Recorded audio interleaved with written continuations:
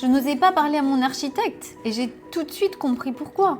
Pourtant, je suis coach, j'accompagne des femmes tous les jours, mais je n'osais pas lui parler, je n'osais pas lui dire que je n'étais pas d'accord avec elle et je n'osais pas lui dire ce que je voulais vraiment. À chaque fois que je devais le faire, si je sentais qu'elle n'était pas d'accord avec moi, j'entrais en panique totale. Et crois-moi, c'est pas une simple question de confiance en soi. Est-ce que toi aussi, tu t'es déjà retrouvée dans ce genre de situation? Tu sais, tu es une femme adulte, tu gères des tas de choses et pourtant, face à certaines personnes, tu te sens redevenir comme une petite fille. Moi, ça m'est arrivé avec mon architecte, mais ça m'est arrivé avec d'autres personnes avant. Le plombier que tu dois relancer plusieurs fois, tu n'oses pas à chaque fois refaire l'appel, tu as honte, tu as peur, tu es pas bien. Le rendez-vous que tu annules pour la seconde fois, tu n'oses pas passer ces coups de fil. Bref, tu te sens redevenir comme une petite fille. Et quand ça m'est arrivé récemment avec mon architecte, franchement, ça m'a un peu énervée parce que j'avais un super projet et je voulais vraiment que ce projet soit comme moi je le désirais. Mais c'est un peu compliqué lorsque tu te sens mal à l'aise d'être en désaccord avec la personne qui est censée réaliser ce projet. Donc qu'est-ce que je faisais quand j'avais la sensation d'aller contre son avis? Je minimisais, je passais un coup de fil et après je me disais oh c'est pas si grave, je peux quand même faire ça, puis bon peut-être qu'elle a certainement raison. Et puis en raccrochant, tu te dis mais c'est pas possible. Et qu'est-ce qui se passe après?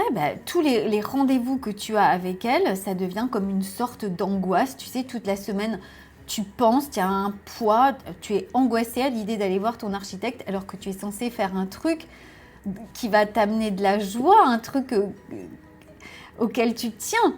Je ne suis pas du tout un cas isolé parce que je vois ça régulièrement autour de moi. Je vois ça avec mes clients. Je vois ça dans d'autres situations. Tu sais, une femme qui n'ose pas dire à son mari de peur qu'il s'énerve, elle n'ose pas lui dire ce qu'elle ressent. Donc, tu te tais, tu attends ou alors tu espères qu'il comprendra tout seul. Et encore une fois, ça n'a rien à voir avec la confiance en soi ou prendre sa place ou être dans sa puissance. Mais c'est exactement ce que le mental va venir te dire. Il va venir te dire, mais je devrais m'imposer, je devrais prendre ma place, je devrais poser mes limites. Pourquoi je n'arrive pas à être moi? Pourquoi j'aurais agi comme un enfant? C'est vraiment à ce moment-là, on se juge, on se trouve ridicule, on se dit qu'on n'est pas assez forte et on se dit qu'on devrait être autrement, bien sûr. Pourtant, ce qu'on vit là n'a absolument rien de ridicule. Ce qui se passe à ce moment-là, ce qui se réactive dans ton corps, c'est que ton corps perçoit quelque chose qui lui rappelle une situation passée, une situation qui a pu être dangereuse. Peut-être une remarque, un ton de voix, une distance dans le regard, un silence qui dure trop longtemps. Tu sais, quand tu envoies un message à quelqu'un, tu vois qu'il a vu ton message et qu'il n'a pas répondu. Et dans tout ça, si le cerveau perçoit peut-être une situation qui lui rappelle ton père ou ta mère, des moments où dans ces situations-là, tes figures d'attachement pouvaient s'énerver, c'est exactement là que tu as la sensation de redevenir cette toute petite fille. Parce que effectivement, tu te sens comme cette petite fille face à son père, face à quelqu'un à qui tu ne voulais pas déplaire, quelqu'un dont tu as besoin qu'il t'aime, qu'il t'approuve, qu'il te valide. Donc, c'est ça qui explique que tu te retrouves dans la même situation, dans le même sentiment que lorsque tu étais enfant. Et le mental, déjà, il va t'envoyer cette expérience parce que c'est lui qui filtre et qui se dit « Oh là, attention, danger, danger, danger ». Donc, il t'envoie cette expérience et en même temps, il te juge. Tu es trop sensible, pas assez forte, pas assez mature, alors que en réalité, ce ne sont que des programmes inconscients, ce sont des programmes inconscients qui se rejouent, des stratégies que ton cœur a pris pour survivre, pour être aimé, pour ne pas être rejeté. Et bien sûr, tant qu'on ne voit pas le mécanisme, on croit que le problème, c'est nous. Oh, il faut que je change, il faut que je prenne ma place. Et on repart dans le syndrome du jamais assez. Je ne suis pas assez fort, je ne suis pas assez intelligente, je ne sais pas prendre ma place. Pendant des années, moi, j'ai fait ça. Je voulais absolument me changer, me transformer. Et cette transformation allait faire en sorte que je puisse m'imposer avec d'autres personnes par la force s'il le fallait. C'est comme ça qu'on peut passer des années à essayer de se contrôler, à essayer de se durcir ou à se forcer à réagir autrement.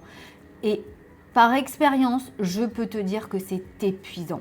Donc, ce que je veux que tu comprennes là, ce que je veux que tu entendes, c'est que cette réaction n'a rien de ridicule, même si le mental te fait croire le contraire. Elle ne dit rien de toi, cette situation. Elle ne dit pas que tu es faible, elle ne dit pas que tu es cassé ou elle ne dit pas que tu n'es pas assez. Elle raconte simplement l'histoire que tu as vécue à un moment donné dans ta vie et qui se rejoue aujourd'hui.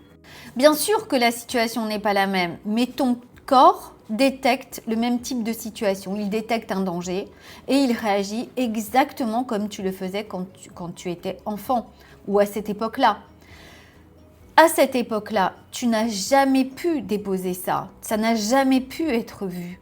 Donc, ça se rejoue. Mais heureusement, la bonne nouvelle, c'est que ces programmes, tous ces programmes, on peut les transformer. En ce qui me concerne, juste le fait d'avoir vu ça, de me rendre compte de ça, eh bien, ça m'a complètement détendue face à mon architecte. Et à partir de là, j'ai vraiment pu avoir une relation saine avec elle. Lui demander ce qui me faisait plaisir et je pouvais écouter ses avis. Je n'étais plus bloquée parce que je m'étais complètement bloquée. Tout ce qu'elle disait me hérissait, j'étais fermée. Tout est redevenu beaucoup plus léger. Je pouvais lui dire ce que j'avais à lui dire sans me bloquer, sans être dans c'est moi qui paye, c'est moi qui commande, donc c'est moi qui décide, je dois prendre ma place. C'est comme ça que je pouvais voir ses bonnes idées parce que je n'étais plus fermée.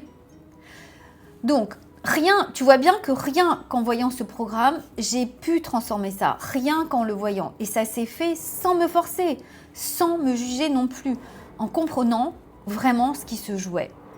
Et ça, c'est exactement ce qu'on fait dans mes programmes. Alors, si toi aussi tu te reconnais, si toi aussi tu te retrouves dans ce que je viens de dire, si tu as aussi cette sensation parfois de te rétrécir, de te taire alors que tu as envie de parler, d'avoir peur de la réaction de l'autre, eh bien, réserve un appel découverte. C'est vraiment un espace pour toi, sans jugement, pour regarder ensemble ce qui se passe vraiment et ce qui est possible pour toi. Le lien, tu le trouveras juste sous la vidéo.